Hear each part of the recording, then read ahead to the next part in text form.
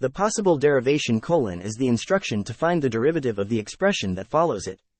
In this case, it is asking the derivative of the function 3x squared plus 2x minus 5 with respect to x. The derivative with respect to x of 3x squared plus 2x minus 5 is equal to the derivative of each term of the function with respect to x. This is because the derivative of a sum is the sum of the derivatives of the terms.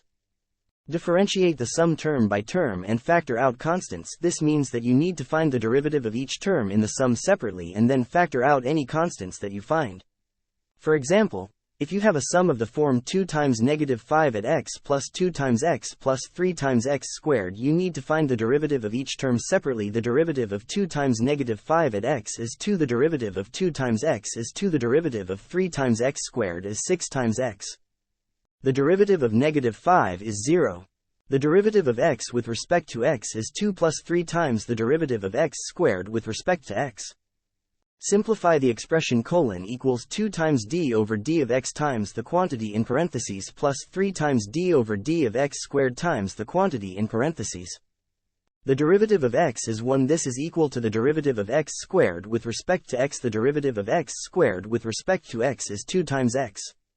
Use the power rule to find the derivative of x to the power of n.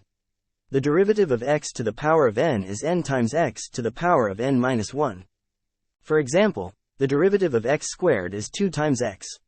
The power rule can also be used to find the derivative of a function that is a sum of two functions. For example, the derivative of 2 plus 3 times x is 2 plus 3. Simplify the expression : start layout, first row first column, answer : second column blank. First column blank, second column equals 2 plus 6 times. The answer is blank. The solution to the problem is equal to 2 plus 6 times the unknown value.